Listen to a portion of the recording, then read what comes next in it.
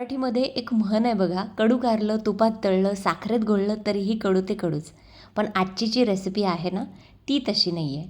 आजची कारल्याची रेसिपी असूनसुद्धा अजिबात हे कारलं कडू होत नाही. अगदी लहान मोठी मुलंसुद्धा आवडीने खातील. कारण घरामध्ये कारलं कोणालाच आवडत नसतं, पण अशा पद्धतीने एकदा नक्की बनवून बघा.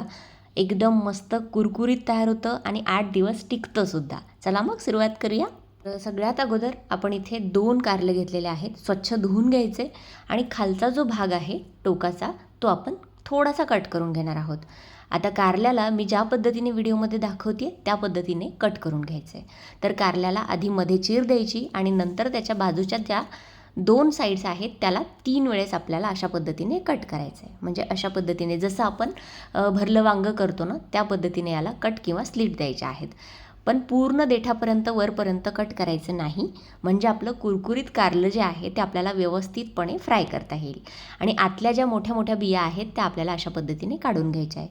दुसरी सोपी पद्धत दाखवते आहे. जर सुरीने चाकूने नसेल करतायत तर सरळ आपली किचनची जी कैची असते ती घ्यायची आहे आणि त्याने अशा पद्धतीने व्हिडिओमध्ये जसं मी दाखवते त्या पद्धतीने कट करून घ्यायचं आहे. सगळ्या बिया मी काढून घेतलेल्या आहेत. आता हे जे कारलं आहे याचा कडूपणा कमी होण्यासाठी आपण पाणी घेतलं आहे. पाण्यामध्ये आपल्याला 1 चमचा भरून भरपूर असं मीठ घालायचं आहे. त्यानंतर आपण एक लिंबू इथे अर्ध्या लिंबाचा रस मी पिळून घेतला आहे.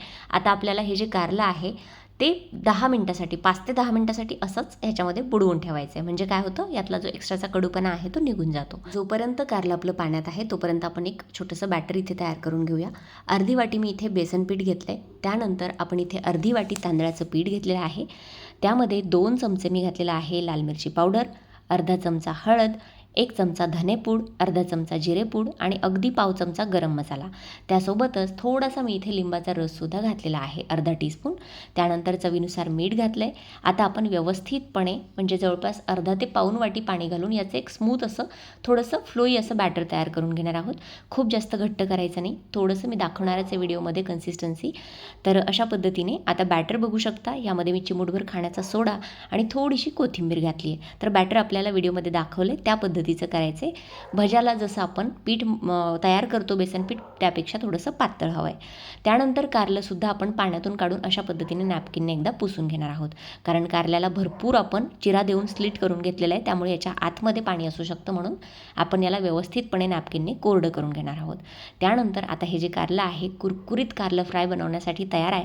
तर अशा पद्धतीने आता आपल्याला या बॅटरमध्ये कारलं अशा पद्धतीने डिप करायचं आहे. आपण याचसाठी खूप जास्त घट्ट बेसनपीठ तयार केलं नव्हतं, कारण आपल्याला खूप जास्त जाड अशी लेयर याच्यावरती नको आहे. एकदम पातळ अशी लेयर आपल्याला बॅटरची याच्यावरती हवी आहे, म्हणून पातळ केलेलं आहे. त्यानंतर याच्यामध्ये बुडवून झालं की आपण इथे बारीक रवा घेतलेला आहे एका प्लेटमध्ये आणि तो रवा आपल्याला याच्यावरती अशा पद्धतीने भुरभुरून घ्यायचा आहे. रवा नसेल वापरायचा तर तुम्ही इथे ब्रेड क्रम्स वापरू शकता, पण रव्यामुळे एकदम भन्नाट अशी चव येते मंडळी. जशी सुरमई किंवा पापलेट फ्राय आपण फ्राय करतो ना, त्याच पद्धतीने आपल्याला हे करून घ्यायचं आहे. नंतर आधीच गॅसवरती मी एका पसरट अशा पॅनमध्ये तेल गरम होण्यासाठी ठेवलेलं होतं. खूप जास्त तेलसुद्धा घालायचं नाही, तर थोडंसं मीडियम आपण तेल घातलं आहे आणि तेलामध्ये आपण हे कारलं जे आहे ते अशा पद्धतीने आता तळून घेणार आहोत. अशा पद्धतीने पसरवून ठेवायचं आहे, म्हणजे काय होतं, कारल्याच्या ज्या स्लिट आहेत त्यासुद्धा व्यवस्थितपणे तळल्या जातात. आतपर्यंत छान कारलं मस्तपैकी कुरकुरीत होतं आणि रवासुद्धा आपण याच्यामध्ये घातला आहे, तांदळाचं पीठ घातलेलं आहे, त्यामुळे मस्त असं कुरकुरीत आपलं कारलं तयार होणार आहे. तर मुलंसुद्धा आवडीने खातात हे कारलं, अजिबात कडूसुद्धा लागत नाही आणि त्यांना एक वेगळाच असा भज्याचा प्रकार खाल्ल्यासारखं वाटतं. एका बाजूने कारलं व्यवस्थित फ्राय झाल्यानंतर आपण चिमट्याच्या साह्याने दुसऱ्या बाजूने याला टर्न करून घेतो आहे आणि याच्या ज्या स्लिट आहेत अशा पद्धतीने थोड्याशा तुम्हाला तेलामध्ये गेल्यानंतर पसरवून घ्यायच्या, म्हणजे आतपर्यंत छान हे कुरकुरीत असं तयार होतं. बघू शकता, जवळून दाखवते आहे. एकदम भन्नाट अशी रेसिपी आहे. साधा वरण भात जरी असेल तर तोंडी लावण्यासाठी अशा पद्धतीचं जर कारलं तुम्ही एकदा केलंच ना मंडळी, तर कुठलीही कारल्याची जी भाजी आहे ती थोडीफार तरी कडू होतेच. मुलं खायला नको नको म्हणतात. तर अशा पद्धतीने एकदा ही रेसिपी नक्की ट्राय करा, तुम्हाला खूप आवडणार आहे ही रेसिपी. तर चला आता 5 ते 7 मिनटं मी दोन्ही बाजूनी व्यवस्थितपणे मस्त गोल्डन ब्राऊन येईपर्यंत, याचा रंग सोनेरी होईपर्यंत तळून घेतलं आहे. आता आपण हे प्लेटमध्ये काढून घेणार आहोत. तर आता दुसरंही जे कारलं आहे ते आपण बॅटरमध्ये बुडवून अशाच पद्धतीने एकदा तळून घेणार आहोत. तेल खूप जास्त हे तळताना घालायचं नाही याचसाठी, कारण हे जे तेल आहे ना, आपण हे कारलं तळलेलं तेल ते थोडंसं कडू होतं, म्हणून आपल्याला याच्यामध्ये खूप जास्त तेल इथे वापरायचं नाही आहे. तर तुम्ही दुसऱ्या वेळेस कारल्याची भाजी करणार असाल तर तुम्ही हे तेल वापरू शकता किंवा मग आधीच कमी क्वांटिटीमध्ये इथे वापरायचं आहे. तर दोन्ही कारले आपले फ्राय करून इथे प्लेटमध्ये काढून घेतलेले आहेत. काय मस्त एकदम टेम्पटिंग दिसतंय बघू शकता. यावरती ना काय करायचं, गरमागरम असतानाच थोडासा आपल्याला इथे चाट मसाला याच्यावरती भुरभुरून घ्यायचा आहे, म्हणजे अगदी मस्त जबरदस्त टेस्ट येते. किंवा मग आमचूर पावडरसुद्धा तुम्ही घालू शकता. तर गरमागरम असं हे जे कारलं किंवा कारला फ्रायची रेसिपी आहे, नक्की ट्राय करा आणि मला कमेंट सेक्शनमध्ये सांगा आजची रेसिपी कशी वाटली.